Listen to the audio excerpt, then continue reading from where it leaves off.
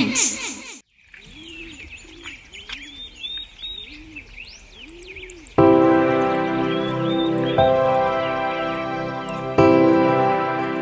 ഞായറാഴ്ചയായിട്ട് Thomas പള്ളിയിൽ പോയില്ലേ? ഞാൻ രാവിലത്തെ കുർബാനയ്ക്കാ ചായ പോയത്. ഞാനും അത് ഉദ്ദേശിച്ച് തന്നെയാണ് ഇന്നലെ കിടന്നത്. എഴുന്നേറ്റപ്പോൾ അല്പം താമസിച്ചു. രാവിലെ എന്തൊരു തണുപ്പായിരുന്നു. മാത്രമല്ല പ്രായവും കൂടി വരികയാണല്ലോ. രാവിലെ ഒന്ന് ചെന്ന് ആ പള്ളിമുറ്റത്ത് നിന്നാൽ തന്നെ ഒരു ഉണർവാണ്. തോമസ് ആ പറഞ്ഞത് വളരെ ശരിയാണ്. പള്ളിയിലെ ചടങ്ങെല്ലാം കഴിഞ്ഞ് പഴയ കൂട്ടുകാരെയൊക്കെ ഒന്ന് കണ്ട് സംസാരിക്കുകയും ചെയ്യാം. അതിലെന്റെ സൺഡേ ക്ലാസ് മുതലുള്ള സൗഹൃദങ്ങളുമുണ്ട്. Sunday class സൗഹൃദമോ? അതെ തോമസേ. ആ, അത് പറഞ്ഞപ്പോഴാ ചായ ഒരു കാര്യം ഓർത്തത്. നമ്മുടെ പള്ളിയിലെ സൺഡേ ക്ലാസിന്റെ സ്ട്രെങ്ത് കുറവാണോന്നൊരു സംശയം. ഇക്കാര്യം ഒരിക്കൽ ഫാദർ എന്നോട് സൂചിപ്പിച്ചിരുന്നു തോമസേ. അതെയോ? അടുത്ത ദിവസം ഒന്ന് ഇരിക്കണമെന്നും സൂചിപ്പിച്ചിരുന്നു. ആണോ? തോമസിനോട് ഇക്കാര്യം ഞാൻ പറയാൻ മറന്നുപോയതാ. അത് സാരമില്ല ചായ. ഇന്ന് ക്ലാസ്സിന് വന്ന കുട്ടികളുടെ എണ്ണം കണ്ടപ്പോ എനിക്കെന്തോ കുറവ് പോലെ തോന്നി. അതാ ഞാൻ പറഞ്ഞത്. അതിനെന്തെങ്കിലും പരിഹാരം ചെയ്യാൻ തോമസേ. അതെ.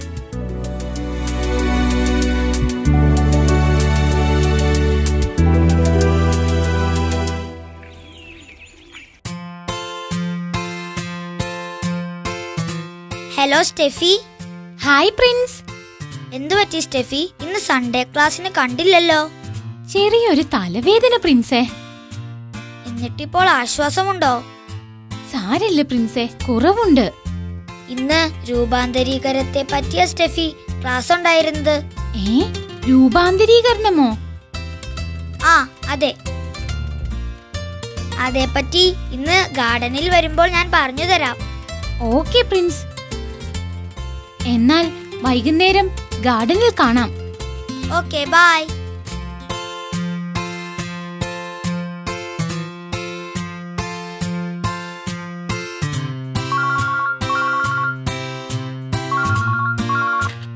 എന്താ പ്രിൻസേ? നിനക്കെങ്ങനെ മനസ്സിലായി ഇത് ഞാനാണെന്ന്?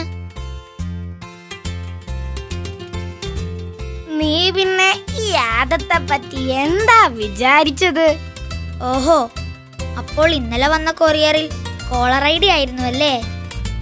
ഓ ജീസസ്, നീ എന്നെക്കാൾ ബുദ്ധിമാൻ തന്നെ.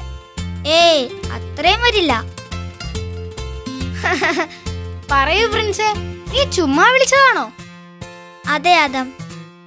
ഞാൻ സ്റ്റെഫിയെ വിളിച്ചിട്ടുണ്ടായിരുന്നു, പക്ഷെ ഫോൺ എടുത്തില്ല. ഞാനിപ്പോൾ സ്റ്റെഫിയെ ഫോണിൽ വിളിച്ച് വെച്ചതേ ഉള്ളൂ. എന്തേ സ്റ്റെഫി ഇന്ന് സൺഡേ ക്ലാസ്സിൽ വരാതിരുന്നത്? സ്റ്റെഫിക്ക് തലവേദനയായിരുന്നു ആദം. അയ്യോ, ആണോ? നമുക്കങ്ങോട്ട് പോണോ പ്രിൻസേ? വേണ്ട ആദം, ഇന്ന് വൈകുന്നേരം ഗാർഡനിൽ വെച്ചു കാണാമെന്നും പറഞ്ഞാ ഫോൺ വെച്ചത്. എന്നാ കുഴപ്പമില്ല. എങ്കിൽ ശരി ആദം, ഗാർഡനിൽ വെച്ചു കാണാം. ഓക്കെ പ്രിൻസേ, ബൈ.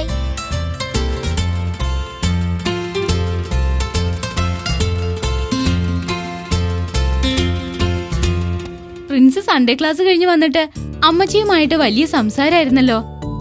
അത് പതിവുള്ളതാണല്ലോ മോളെ. അവിടെ പഠിപ്പിച്ചതൊക്കെ ഒന്ന് തറവാകാനും കൂടിയാ മോളെ ഞാൻ അതൊരു ശീലമാക്കി കൊടുത്തത്. അത് നന്നായി അമ്മച്ചി. ഇന്നവർക്ക് എന്തായിരുന്നു ക്ലാസ്സിൽ പഠിപ്പിച്ചത്? രൂപാന്തരീകരണത്തെ പറ്റിയായിരുന്നു മോളെ. രൂപാന്തരീകരണമോ?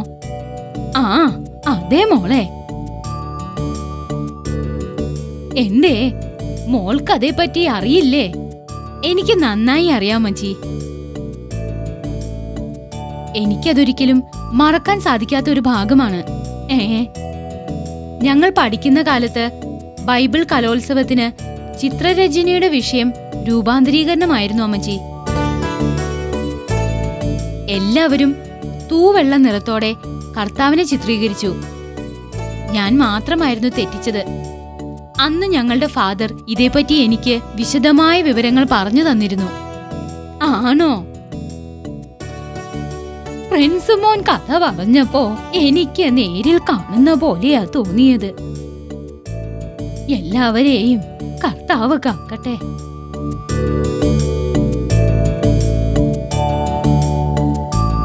എങ്ങനെയുണ്ട് സ്റ്റെഫി തലവേദന? അതപ്പോ തന്നെ കുറഞ്ഞായിരുന്നു പ്രിൻസ്. മരുന്നെന്തെങ്കിലും കഴിച്ചായിരുന്നോ? ഏയ് ഇല്ലില്ല. ഞാനൊരു തുണി നനച്ച് നെറ്റിയിൽ വെച്ചു. എന്നിട്ട് കുറച്ചു നേരം മയങ്ങി. തലവേദന വരുമ്പോൾ മമ്മിയും ഇങ്ങനെയാ ചെയ്യുന്നത്.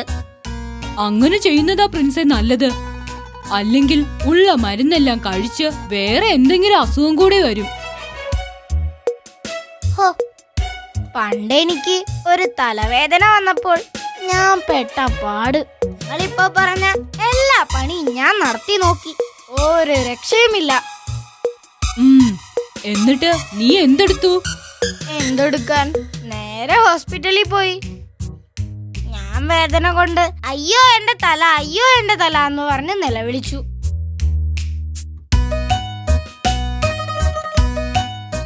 അപ്പോൾ ഒരു നേഴ്സ് എന്നെ ഒന്നുമില്ല എന്ന് പറഞ്ഞ് ആശ്വസിപ്പിച്ചു. തലയിൽ ഒന്നുമില്ലെന്ന് പറഞ്ഞോ?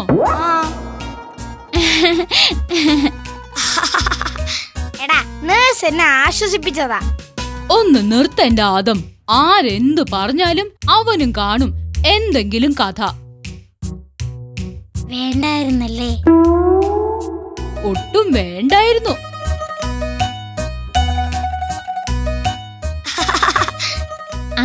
അതൊക്കെ പോട്ടെ. ഇന്നത്തെ ക്ലാസ്സിനെ പറ്റി ആരെങ്കിലും പറയൂ.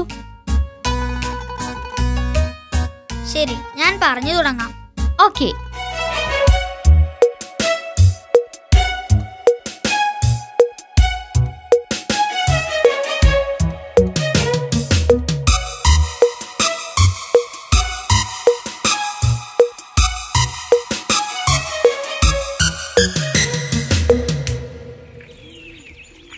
പ്രിൻസ് മോനെ, പ്രിൻസ് മോനെ.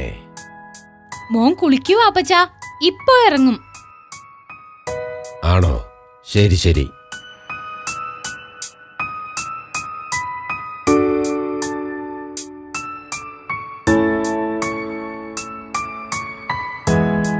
എന്നെ വിളിച്ചായിരുന്നോ ഗ്രാൻഡ്പാ? വാ, ഇവിടെ ഇരിക്കും മോനെ. എന്താ ഗ്രാൻഡ്പാ? നമ്മുടെ പള്ളിയിലെ സൺഡേ ക്ലാസിനെ പറ്റി ഗ്രാൻഡ്പയ്ക്ക് കുറച്ച് കാര്യങ്ങൾ അറിയാനുണ്ട് മോനെ. ചോദിക്കൂ ഗ്രാൻഡ്പാ. നിങ്ങളുടെ ബാച്ചിൽ ആദ്യമുണ്ടായിരുന്ന അത്രയും പേര് തന്നെ ഇപ്പോഴും ഉണ്ടോ?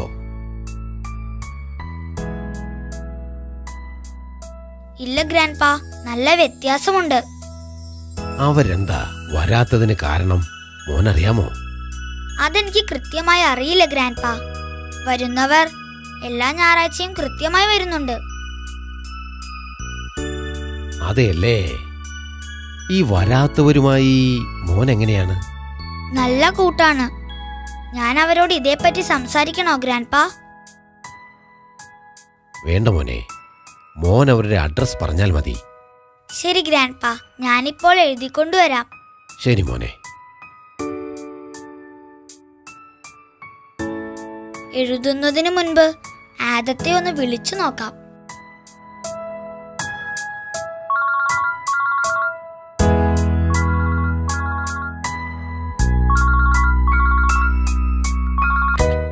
ആദം, ഇത് ഞാനാ പ്രിൻസ്. എന്താ പ്രിൻസ്? ആദം, ഗ്രാൻഡ്പ കുറച്ചു മുമ്പ് എന്നോടൊരു കാര്യം പറഞ്ഞു. എന്നെ പറ്റി എന്തെങ്കിലും മോശമായാണോ? അല്ല ആദം, നമ്മുടെ സൺഡേ ക്ലാസിനെ കുറിച്ച്. ഗ്രാൻഡ്പയോ? അതെന്തിനാ? അതൊക്കെ ഞാൻ പറയാം. സൺഡേ ക്ലാസ്സിന് സ്ഥിരമായി ആബ്സെന്റ് ആകുന്നവരെ ആദത്തിന് അറിയാലോ? അറിയാം. അവരുടെ എല്ലാം അഡ്രസ് ഗ്രാൻഡ്പയ്ക്ക് കൊടുക്കണമെന്നാ പറഞ്ഞത്. ഷടാ, അവരുടെ ഡീറ്റെയിൽസ് എല്ലാം പ്രിൻസിനും അറിയാവുന്നതല്ലേ? ആദം, ഞാനെല്ലാം ഒന്ന് കൺഫേം ആക്കാൻ വിളിച്ചെന്നേ ഉള്ളൂ. പിന്നെ മിക്കവാറും ആബ്സെന്റ് ആയിരുന്ന റോമെക്സ് നമ്മൾ പറഞ്ഞിട്ടാണ് റെഗുലർ ആയതെന്നും ഒന്ന് ഗ്രാൻഡ്പയോട് സൂചിപ്പിക്കണേ. ഓ, അങ്ങനെയും ഒരു കാര്യമുണ്ടായിരുന്നല്ലേ? പിന്നില്ലേ? ഏയ്, അതിപ്പോൾ ഗ്രാൻഡ്പിയോട് പറയേണ്ട ആവശ്യമില്ല. അവനിപ്പോൾ റെഗുലർ അല്ലേ, പിന്നെന്താ? ഞാൻ ചുമ്മാ പറഞ്ഞെന്നേ ഉള്ളൂ പ്രിൻസേ. നീ അഡ്രസ് ചെയ്ത് തുടങ്ങിക്കോ. ഡൗട്ട് വരികയാണെങ്കിൽ വിളിക്കൂ, ഞാൻ ഹെൽപ്പ് ചെയ്യാം. ഓക്കെ ആദം.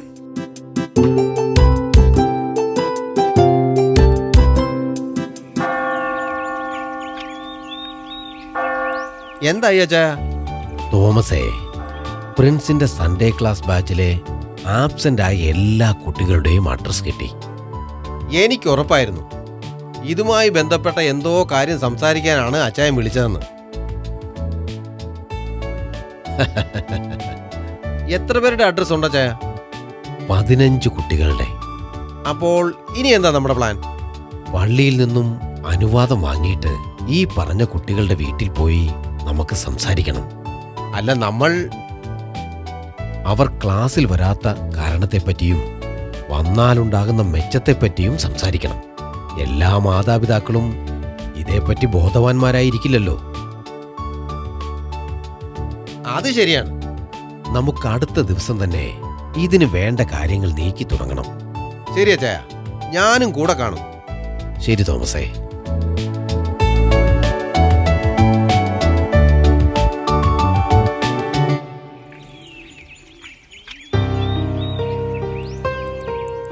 റോമെക്സ് അല്പം താമസിക്കുമെന്ന് പറയാൻ പറഞ്ഞു.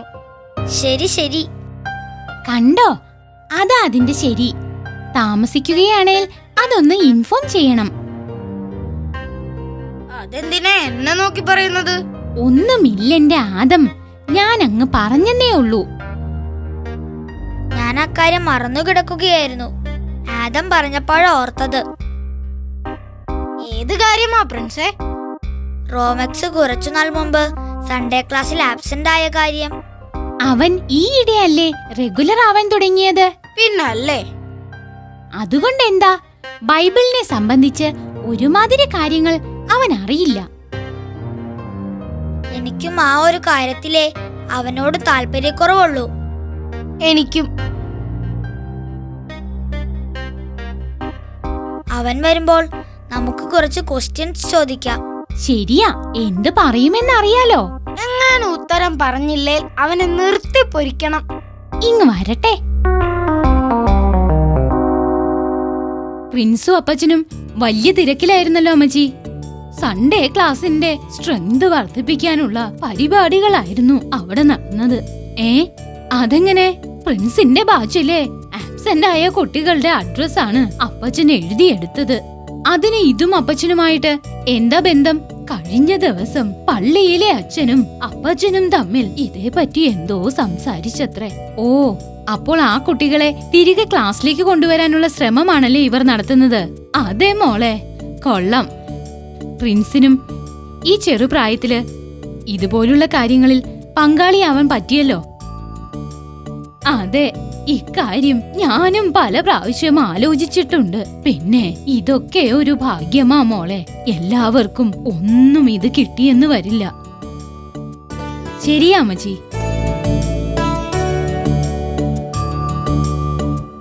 ഇതെന്താ ആരും എന്നോടൊന്നും മിണ്ടാതിരിക്കുന്നത്? നിനക്ക് ഈ ബൈബിളിനെ പറ്റി എന്തറിയാം? ചോദിച്ചതിന് മറുപടി പറയടാ. അത് ഏകദേശം സ്ഥിരമായി ക്ലാസ്സിന് വരണമായിരുന്നു. റോമെക്സേ, ബൈബിളിൽ എത്ര അധ്യായമുണ്ട്? യേശുദേവൻ ചോര വിയർത്തത് എവിടെ വെച്ച്? യേശുദേവനെ അടക്കം ചെയ്തത് എവിടെ?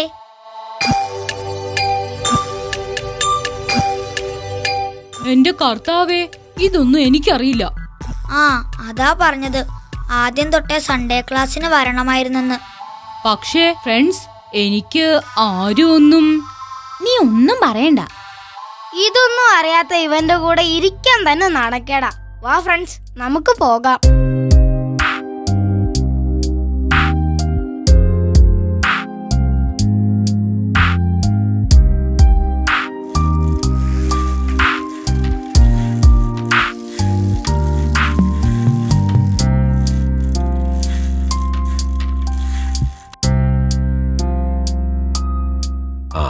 മോൻ വന്നോ? പിരിഞ്ഞു. എന്തുപറ്റി? മുഖം വല്ലാതിരിക്കുന്നല്ലോ. അത് ഞങ്ങൾ റോമെക്സുമായി പിണങ്ങി. മോനിരിക്കെ, എന്നിട്ട് പറയൂ, എന്താ ഉണ്ടായത്?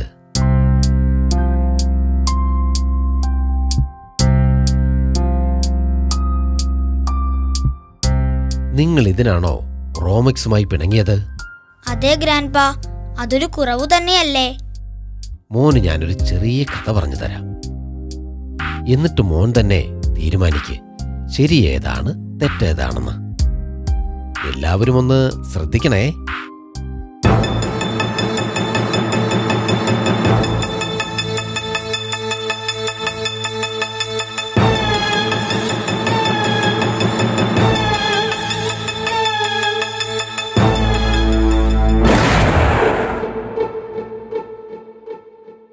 ഒരിക്കൽ ഒരു അവിശ്വാസിയും ക്രിസ്തുവിലേക്ക് പുതിയതായി മാനസാന്തരപ്പെട്ടവനും തമ്മിൽ കണ്ടുമുട്ടി.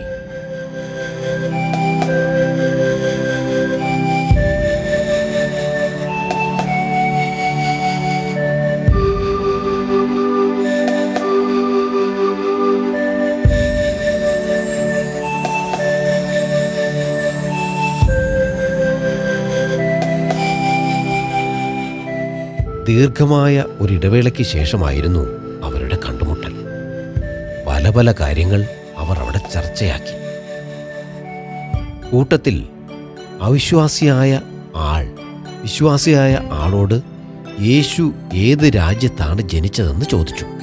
മറുപടി തനിക്കറിഞ്ഞുകൂടാ എന്നായിരുന്നു. അവിശ്വാസി അത്ഭുതപ്പെട്ടു. അയാൾ അടുത്ത ചോദ്യം തൊടുത്തു. മരിച്ചപ്പോൾ അവന് എത്ര വയസ്സുണ്ടായിരുന്നു? അതിനും അറിയില്ല എന്നായിരുന്നു ഉത്തരം. അടുത്ത ചോദ്യം അവൻ എത്ര പ്രസംഗം പറഞ്ഞു എന്നായിരുന്നു. അതിൻ്റെ മറുപടിയും മറിച്ചൊന്നുമല്ലായിരുന്നു.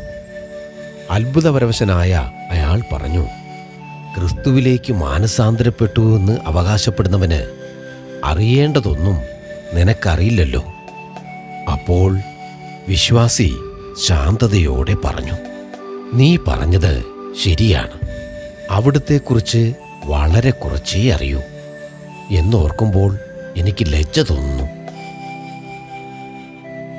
പക്ഷേ ഇത്രയും എനിക്കറിയാം. 3 വർഷങ്ങൾക്ക് മുൻപ് ഞാനൊരു മദ്യപാനിയായിരുന്നു. ഞാൻ കടത്തിലായിരുന്നു. എൻ്റെ കുടുംബം തകരുകയായിരുന്നു. ഓരോ സന്ധ്യയിലും ഞാൻ തിരിച്ചു വരുമ്പോൾ ഭാര്യയ്ക്കും കുട്ടികൾക്കും എന്നെ ഭയമായിരുന്നു. ഇപ്പോൾ ഞാൻ എൻ്റെ ദുശീലം ഉപേക്ഷിച്ചു, കടം വീട്ടി. ഇപ്പോൾ സന്തോഷമുള്ള കുടുംബമാണ് ഞങ്ങളുടേത്. ഓരോ സന്ധ്യയിലും ഞാൻ വീട്ടിലേക്ക് മടങ്ങിയെത്തുന്നതും കാത്ത് ഭാര്യയും മകളും ആകാംക്ഷയോടെ കാത്തിരിക്കുന്നു. ഇതെല്ലാം ക്രിസ്തു എനിക്ക് ചെയ്തു തന്നതാണ്. ഇത്രയുമേ ക്രിസ്തുവിനെക്കുറിച്ച് എനിക്കറിയൂ. ഇനി പറയൂ മോനെ, റോമെക്സ് കുറ്റക്കാരനാണോ? അല്ല ഗ്രാൻഡ്പാ, ഒരിക്കലുമല്ല. ഒരിക്കൽ അവന്റെ കുടുംബത്തിന്റെ അവസ്ഥ മോശമായിരുന്നു. ഒരുപക്ഷേ ക്ലാസ് നഷ്ടപ്പെട്ട കാരണം അതായിക്കൂടുന്നില്ലെന്നുണ്ടോ? ഞങ്ങൾ വലിയ തെറ്റാണ് ചെയ്തത് ഗ്രാൻഡ്പാ. ഇനി അവനോട് സോറി പറയാതെ എനിക്കൊരു സമാധാനവുമില്ല. കൊള്ളാം മോനെ. തെറ്റുകൾ മനുഷ്യ സഹജമാണ്. എന്നാൽ ക്ഷമിക്കുക എന്നതോ ദൈവീകവും.